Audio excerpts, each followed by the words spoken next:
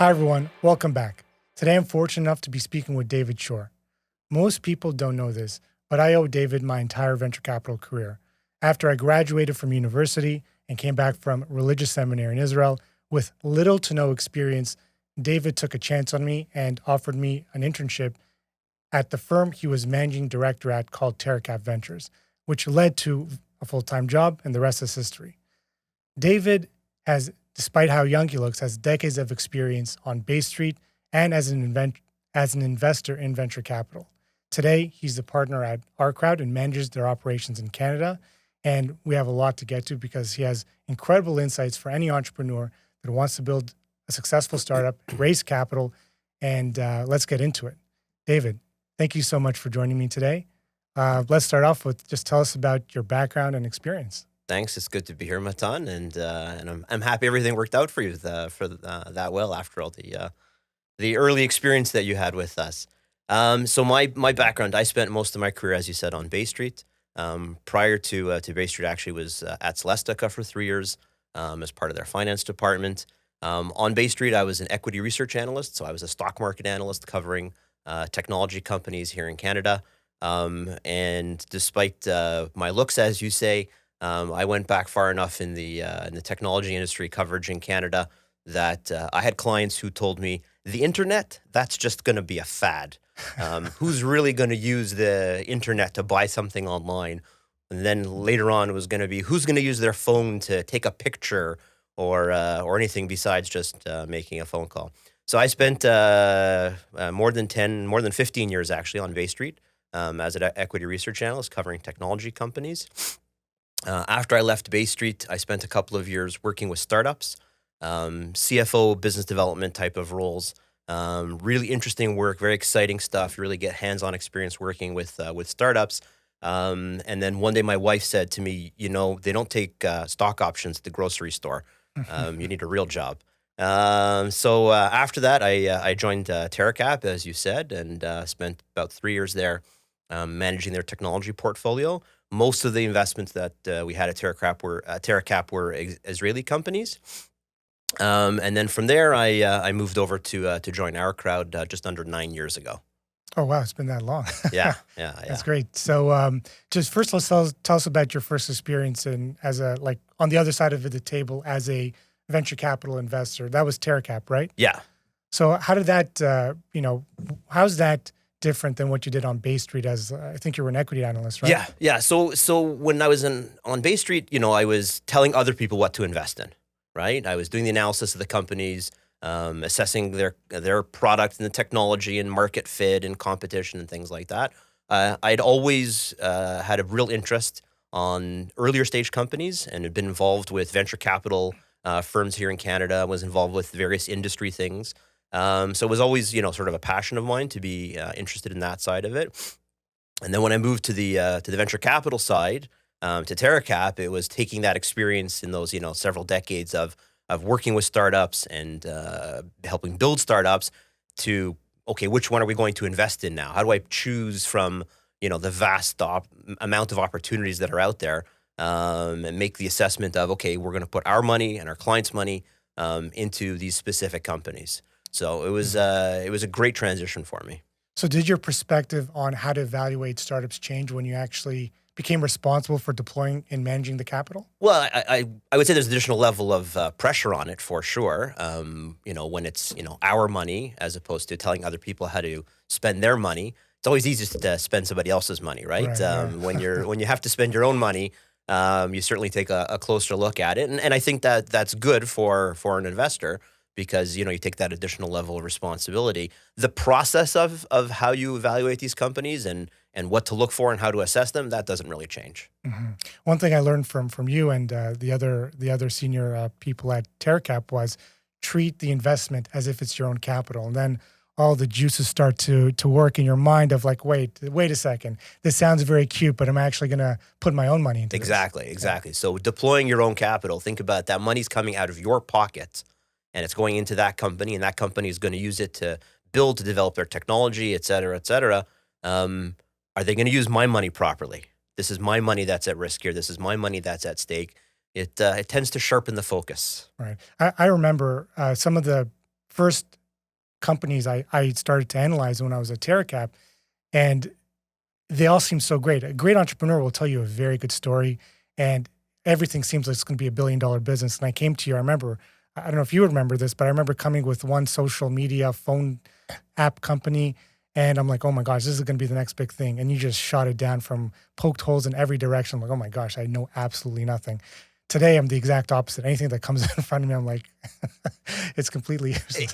It's good to sort of have that level of skepticism, but you need to have that born of experience and understanding these companies.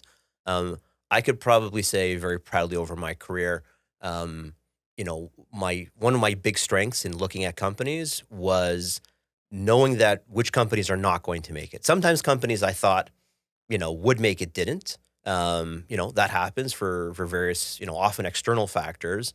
But, the companies that I said weren't going to do well generally did not do well. So it's good to sort of have a not cynical approach to it, but, have a very nuanced approach and really look at the companies and understand, okay, what needs to go right for this company to be successful and all the things that can go wrong. And those things tend to go wrong. Right. So entrepreneurs have a plan and they have a hockey stick on their graphs and their business plans and everything's going to be amazing. Having sort of lived through the internet bubble when that's how all investors were looking at everything, you quickly realize, okay, that's not the way the real world works for the companies. The stock market and how they value those companies can have those bubbles. Certainly, we've seen that and we will continue to see that over time. But the actual successful operations of these companies, how do they go to market? How do they develop technology? How do they win customers? You have to look at it from that perspective, I think. Mm-hmm. And now, I remember when you started to work at Our Crowd and you told me, hey, I'm kind of leaving TerraCap, going to do something else. It's a very sad day for me, but good day for you, I imagine. Yes. Yeah. I was very happy to join Our Crowd. Yeah. So tell us a little bit about Our Crowd, me and the audience, a little bit about Our Crowd, and Sure. What do you do? What makes it unique?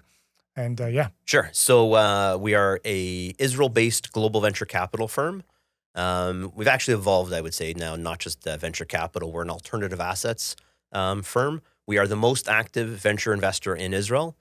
For those that don't know, Israel is one of the top technology ecosystems in the world. And for, I think it's 8 years running now, we've been the most active VC in Israel. And active by amount of deals? Amount of deals, yeah. The amount of deals that we've invested in. So we got started about 12 years ago.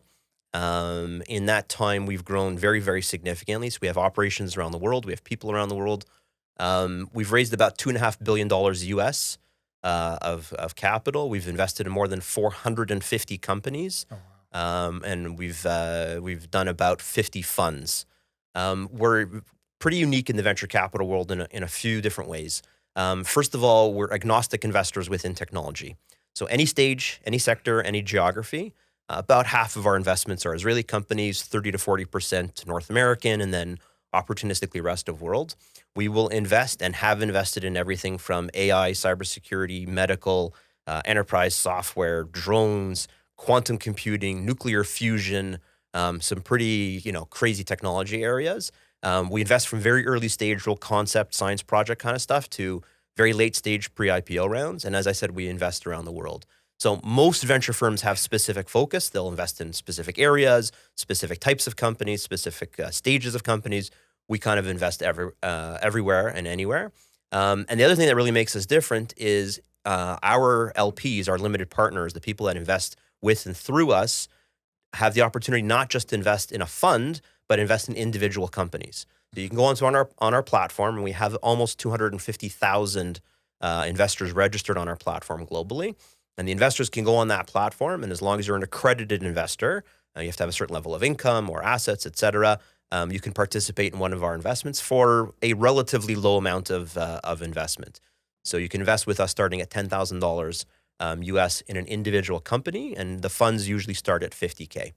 Right. One of the complaints I hear about equity crowdfunding in general is that someone will put a certain amount of money into one company, and we know in venture capital, you really make your returns on a portfolio, right? Yes. Because the likelihood of any one company succeeding is very low. Right. So how do you address that? Do you encourage people to hey, if you're going to put in one company, why don't you put it in 10? Yeah, so absolutely. So that's a really important a way to think of it. And we definitely tell our investors, we look at 200 or 300 companies every month, and choose 2 or 3 of those perhaps to invest in. So we're filtering down, doing our due diligence. We're investing our own capital. So back to your point earlier, we have our own capital at stake here, our own capital at risk.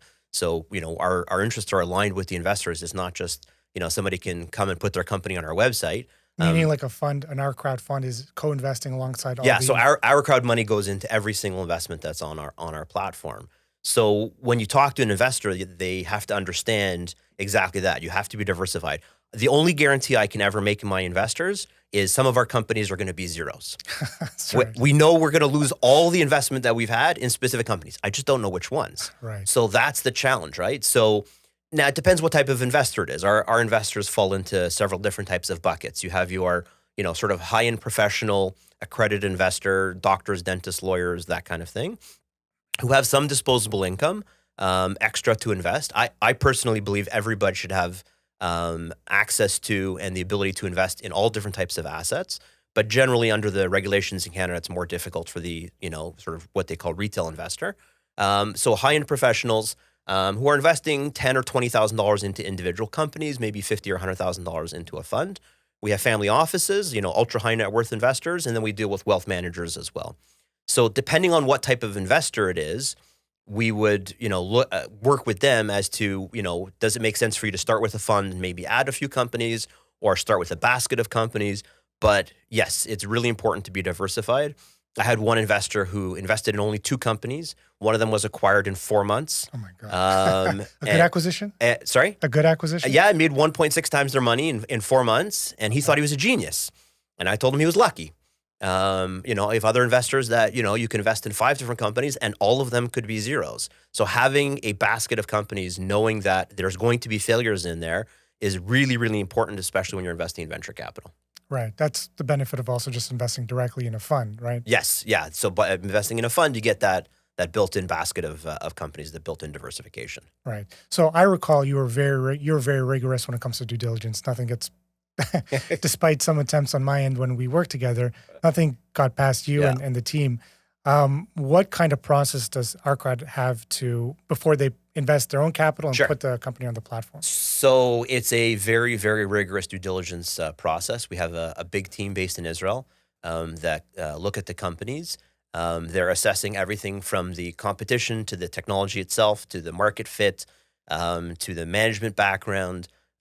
We have many people with domain expertise, so people that have specialized in certain areas of technology.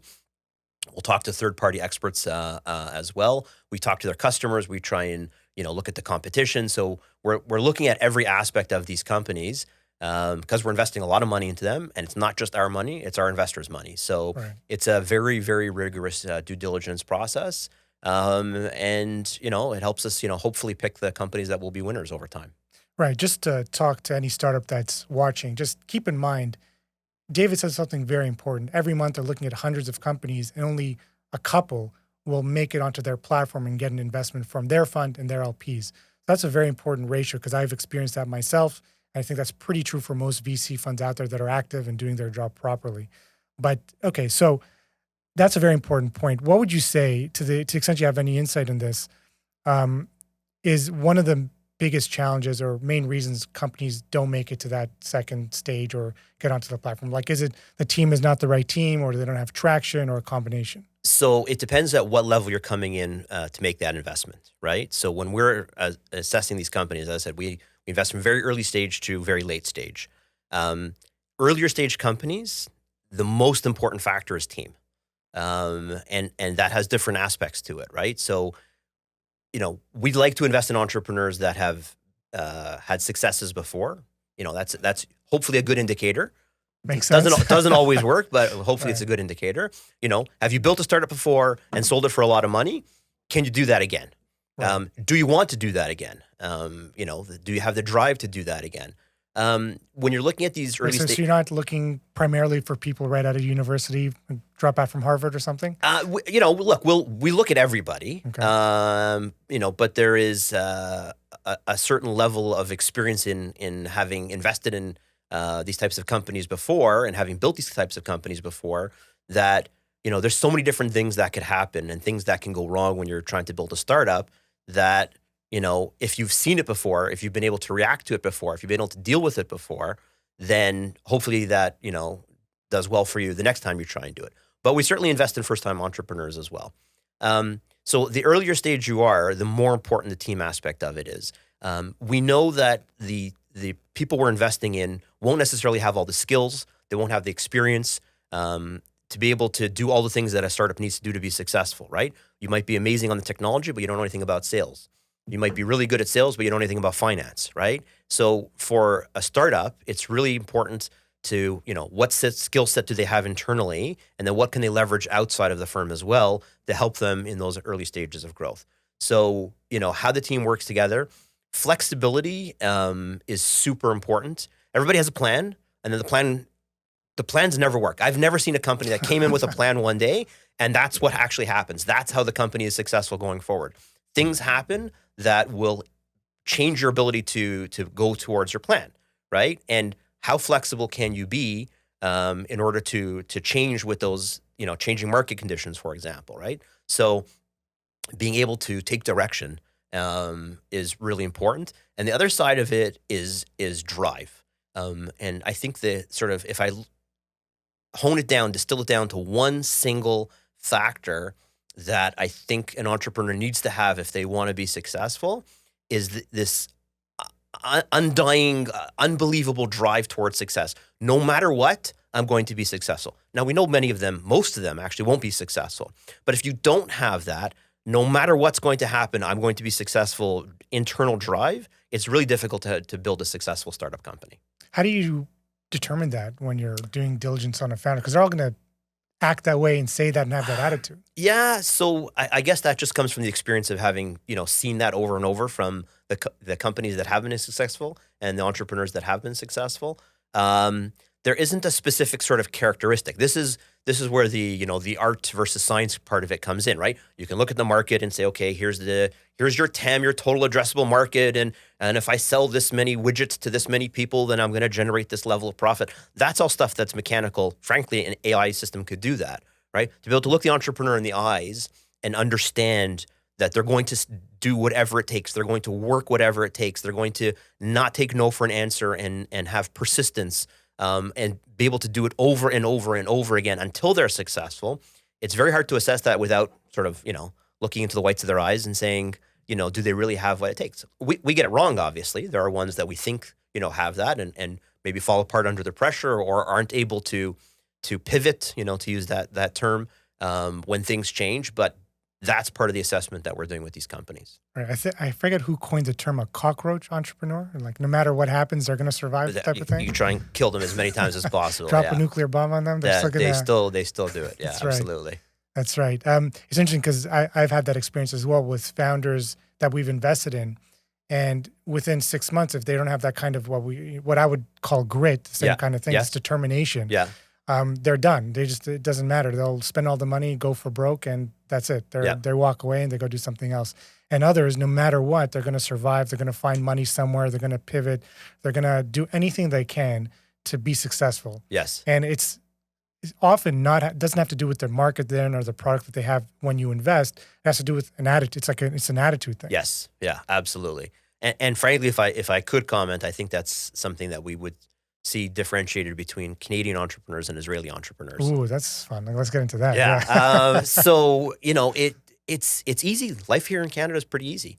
And, entrepreneurs here often, run into a problem, run into an obstacle, and they're like, okay, didn't work out. I'm going to go do something else. Go get a job in some corporate. Right. Whatever. Exactly. I'll go work in retail. I'll go work in banking and oil and gas, whatever it is.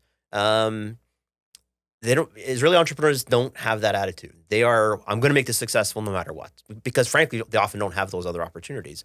The economy there is much, smaller, as a smaller population, et cetera. So that's I think an attitude that I see different between, and I know I'm generalizing, between Canadian and Israeli entrepreneurs. Yeah, dubbed the Startup Nation. Funny enough, that book, Startup Nation, that was written something like 15 years ago. Yeah. The whole prelude of that book was a company called Better Place. Yes. So you know Better Place. We know that very well. Which is, for lack of a better way to put it, one of the first venture capital deals I did with at TerraCap. Yes. Was buying Better Place out of bankruptcy. That's the right. assets, which was that could be made into a movie one day, maybe. I think we'll make a movie one day. Yeah. Nobody will watch it, but it'll be fun to make nonetheless. So, okay, you brought up a very interesting point about the difference between Israeli and Canadian entrepreneurs. And of course, I'm biased. So I think I've said this publicly many times, but I think Canada's a great startup ecosystem, but relative to Silicon Valley or New York or Boston or Tel Aviv, there's a lot to be desired, right?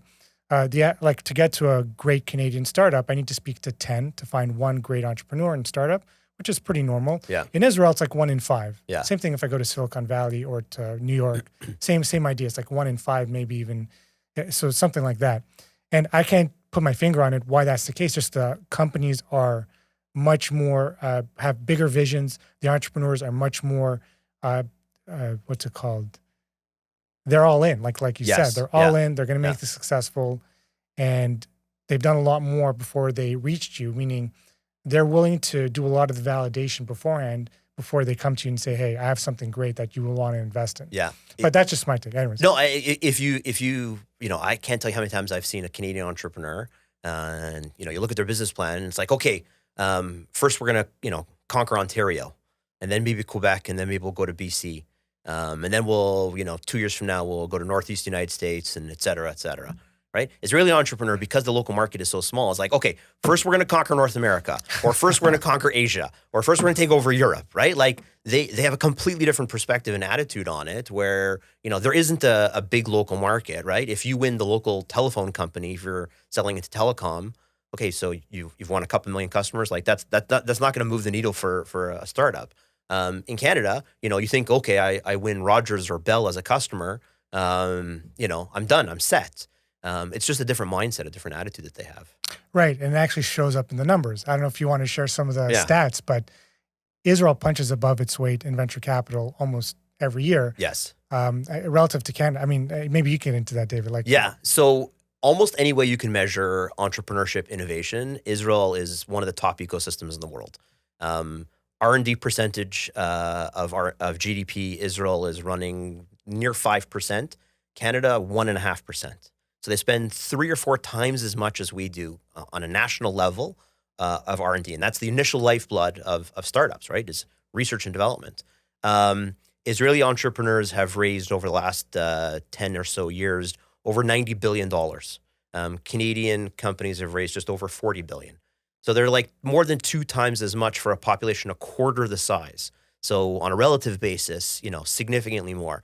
As investors, the amount that they've raised is important. What's really important is the exits, right? And if you look at the Canadian entrepreneurs, right? So over the last 10 years, Canadian entrepreneurs, Canadian technology companies have exited for about $30 billion. Israeli companies have been $150 billion.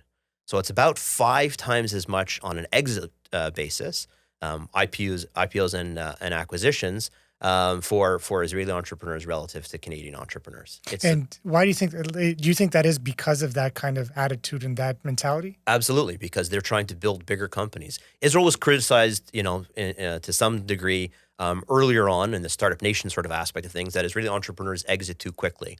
Mm-hmm. So I think if you look at the stats, yes, you see a lot of $50, $100 million exits in the Israeli market. But the difference between an Israeli entrepreneur and a Canadian entrepreneur is if a Canadian entrepreneur exits their company for $100 million, and presumably if it's an acquisition at that level, they still own a fairly, material amount of that company, hopefully for the entrepreneur, usually they're done, right? I buy a place in Muskoka, I'll buy a place in Whistler, whatever it is, I'm done, I'm set. Israeli entrepreneurs are like, okay, now I can take crazy risk. Now I have money to really go out and do something, really insane. I give a guest lecture at Schulich for the entrepreneurship class, and I always ask. I'm also an alumnus of the Schulich School of Business. That's right, as is David. and Matan actually got me that gig with Professor Deutsch in the first place. And the question I always ask the class is, name me 10 Canadian entrepreneurs, technology entrepreneurs, that had a big exit. Hundreds of millions, billions of dollars, okay, that have had a really big exit and then gone back and done another startup again. I've been in this business 30 years. I could come up with maybe 5 or 6. Israeli entrepreneurs, Amnon Shashua, the guy that started Mobileye, which was acquired by Intel for $15 billion, right? One of the at that point was the largest exit for an Israeli technology company ever. Has had multiple startups since then. He's literally a billionaire and he's back in the startup business. He's got a digital bank that we invested in. He invested in a company that's doing, special eyewear stuff for people that have vision problems. He doesn't need to work. His great grandchildren will never need to work, and he's back at it as an entrepreneur. And there are some in Canada, not everybody. There's been a few, but that drive to continue to build is just something that we've seen as different with Israeli entrepreneurs. How do you think we change that in Canada? Like, what can we do, or the government or civil society do to really change that? So that's a really good question, and one I've struggled with, because I'd love to see more of that here in Canada, more of that entrepreneurial spirit. And the truth is, I don't know if it can be taught. There's courses out there. There's Next Canada and the entrepreneurship classes at various universities, et cetera. I don't know you can teach somebody that internal drive. There's other external factors that have helped focus the Israeli market and the Israeli entrepreneurs. The lack of natural resources there, for example. The immigration wave, from Russia in the 90s. So they were kind of forced into it to some degree. So I don't know if it's something that can be taught. I think we need better support here in various ways. For example, from the government. I think the incubator model, for example, in Israel is far better than anything we have here, where the government's deploying real capital into companies.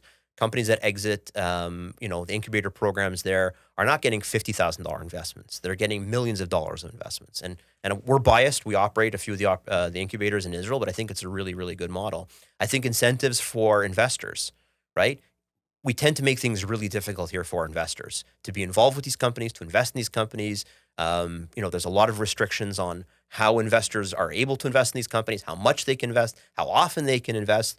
The Israeli government's taken a completely different perspective on it. It's like, what can we do to encourage these investors to participate in these companies? Because you can be an entrepreneur with a great idea and great drive and a fantastic market opportunity. If you can't get capital, you're not going anywhere. Right. That's a great point. So more money from the government? I'm joking. But it's certainly part of it. More money from the government, maybe. I'm not a big believer in, letting the government run things, but letting the government loosen restrictions, make it easier. Mm-hmm. I think is a good way for the market to expand.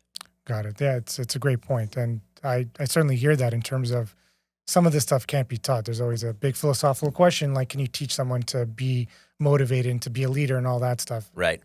Is that something you're born with, or society, nature, nurture, all that? It's a very tough thing to for sure to figure out. But Israel also, the elephant in the room, of course, is that Israel is currently at war, right? And the first question I have is, how has that impacted the startups that you've invested in, and what have they been doing to manage? So it's been obviously very, very challenging. We are literally at the front lines with our investments there, with our people there. It has had a tremendous detrimental impact in many ways, obviously.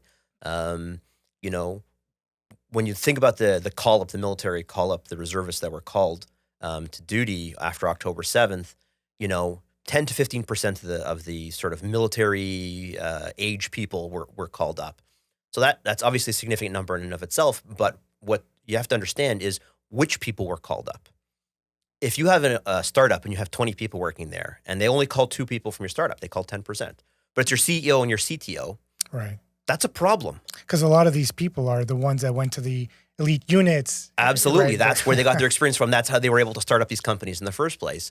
And, it's really, really significant. If you have, the husbands, because it's generally the husbands, that have been called up, and all the wives are at home, and the wives are the ones, working in the company. The husband maybe have, opportunities elsewhere. They've done something else, but it's the wives that are working in the company, right? Maybe she's the head of marketing or something like that. And now she's got, 3 little kids at home, and the husband's away for 6 months.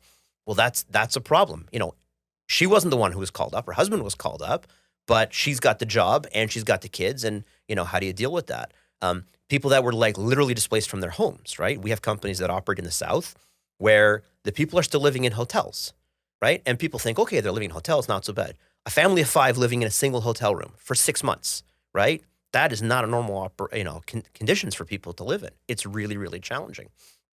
So, After October 7th, the first thing we of course had to do was, talk to our companies and see who was safe, see who had been impacted directly. And unfortunately, we know people that were killed in the initial attack, and that's of course horrible.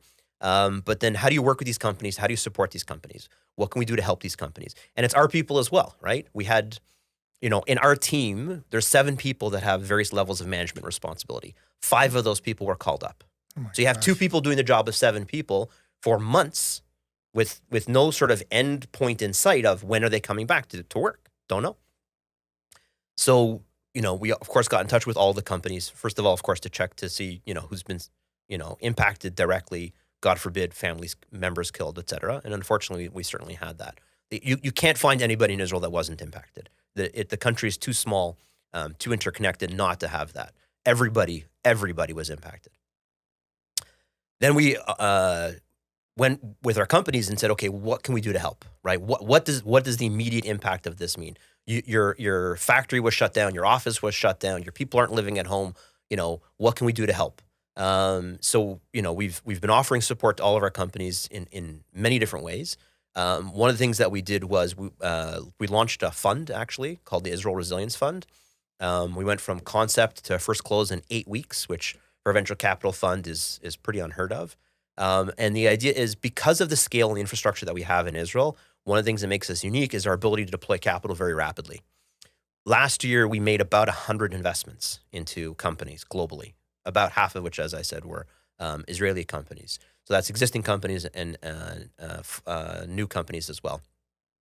So we raised this fund to deploy capital as soon as possible into these companies that have been impacted. What can we do to help them? What can we do to help them with their customers? What can we do to help find people to cover for them?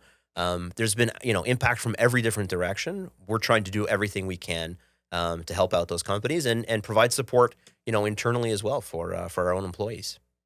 Wow, it's crazy. I mean, I saw an amazing stat in Q4 of 2023 when the war was just starting. Israel raised as much money in venture capital as Canadian startups. Yeah. Which is around $1.4 billion in that quarter. And that's insane because as just a rational investor, let's say, you would think, hey, let's wait and not deploy capital until we have some more clarity on what's going on, right? 10, 15% of your workforce is called up. Yeah. It's been really, really heartwarming to see the level of support, from investors. For example, as you say, still being able to raise money into these companies, understanding that, Israel has obviously in its history faced many, many existential challenges and has always rebounded rapidly and come back stronger than ever from those things. One important point I think people need to understand is, there's over 450 multinational companies that have significant operations in Israel. Every large technology company you could possibly name on the planet has a significant operation in Israel. Nobody has shut down those operations. Nobody has removed their people from Israel. Nobody said we're not going to continue to invest and build and operate in Israel. Intel announced a new fab plant in Israel. They're going to invest $25 billion into Israel, crazy. which Wow. is an insane amount. The CEO of NVIDIA, and I believe they had a few employees that were either killed at Nova and or taken hostage, has said they will continue to invest there. They will continue to build there. Not a single one of those multinational companies has left. And that's been really, really important is the level of support for the people and for the companies in Israel. That's very encouraging. You recently took a trip to Israel. Yes. I mean, I'd love to, you told me a little bit about that, but maybe you can share with the audience a little bit. Sound like it was a life-changing trip. Yeah. So my family has, my immediate family has all moved to Israel over the last 20 odd years. My siblings, my parents made Aliyah, as the term is, about 5 years ago. So I hadn't seen them since last summer, and obviously with what happened October 7th, I really wanted to go see. I had a new great nephew there that I hadn't met yet, so that was really important for me. So it was a trip like I've never had to Israel, and I've been to Israel literally dozens of times. Between work and family, I go very often. I'm lucky to have that opportunity. This was very different. it was being with the family, volunteering. Um, you know, one of the big impacts that the war has had is, with people being called up is, you know, every industry's been impacted. It's not just technology companies. I spent one day picking avocados on a farm, Oh, that's fun. which, if you're gonna do something agricultural, and all of the farms need help in every area. They need picking stuff, packing stuff, sorting things, etc. Avocados is a good one to do because it's actually not difficult from a physical perspective. Avoid lemon trees. Oh, Lemon gosh. trees have thorns. Very difficult. You don't want to do lemon tree picking. But it was about a dozen of us that were picking. We picked 8,000 pounds of avocados. It's a lot of avocados. We I'm weren't able. surprised that many avocados grow in Israel. It was a big farm, acres and acres of avocado trees, and we picked, like as I said, about 8,000 pounds of avocados. Um, we didn't clear one row. From venture capitalist to From venture avocado. capitalist to Yeah. farmer. Yeah, we weren't able to clear a single row.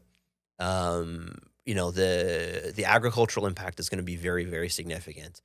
People, people aren't able to work, right? So whether it's the person that's been called up, or workers from Gaza that had been coming in to help, to not to help but to work, which obviously is not happening right now, or the spouses of, or the partners of, or the sons or daughters or parents of people that have been impacted. So every industry there has been impacted significantly. So, the opportunity that I had to do, a very, very tiny part of it, was really important to me to be able to volunteer, um, packing stuff for soldiers, making sandwiches, whatever it is you can do to help. There's a tremendous amount of opportunities. And then I had a chance to go south. I spent the day, visiting one of the kibbutzim that had been attacked, going to the Nova festival site, and then we ended the day doing a barbecue for soldiers on a base, which was really nice. It was, the takeaway for me was the resilience and the unity of the country. It was really, really impactful. Everybody is, super united in the country, and needs to get this done, needs to bring the hostages. Sorry. Um, yeah, it's been really tough there. Yeah, I mean that's amazing. Sure. I've looked at many startups in Israel, and one of the questions that I'm asked again is from a very rational point of view is why would we invest there now, right? And there is a very simple answer to that. I mean, I was looking at one amazing startup growing a couple 100% a year, millions of dollars in revenue, everything great about it, like the kind of startup any VC would want to back. Also, great entrepreneur, and we were scheduled to speak like October 10th or something like that. And he emailed me. It's like, hey, we have to push this back a bit. I've been called up to Right. to Yeah. serve. Let's push this back by a week. And Yeah. the guy is a reserve commander in the Israeli Air Force, and he's the CEO and founder of a high growth startup. He gets called up. Then a week later, when he gets some time off from the army, he comes Yeah. back and runs his business. Yeah. And the business is still thriving. It's unimaginable. The business is still growing like crazy.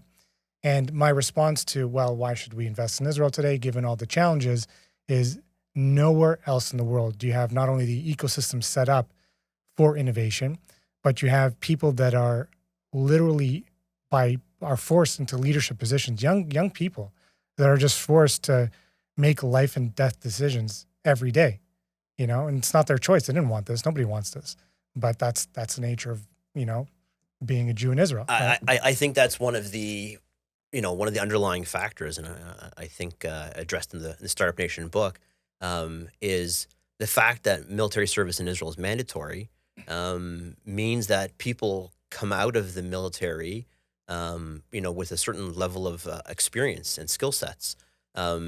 Being in a modern military is very much like running a startup, right? You have, real-time decision making that is done with imperfect information. You have to work in a team. You have to rely on different skill sets. You have to, make decisions for yourself. Those kinds of things need to be done, like you say, in a real time basis. Very much like being in a startup. If you're working for a large company and you have a sort of, standard way of doing things and business operates as usual, it's a very different way of operating versus being in a startup. And being in a startup's like being in the military to some degree. Great. David, any closing thoughts here for entrepreneurs that are listening to this? Don't give up. Don't give up. Do whatever you can to be successful. That is, I think, the key factor for success as an entrepreneur. Yeah. That's an incredible message. And of course, I agree with that wholeheartedly. If it's not this particular idea, you can always pivot and change. Maybe you just haven't sold it the right way. Change your messaging, get advice, get an advisor, and there's no sky's the limit, so to speak. Absolutely. I think the Jewish people in Israel have shown that over and over again. David, thank you so much. My pleasure, Matan. Great to see you.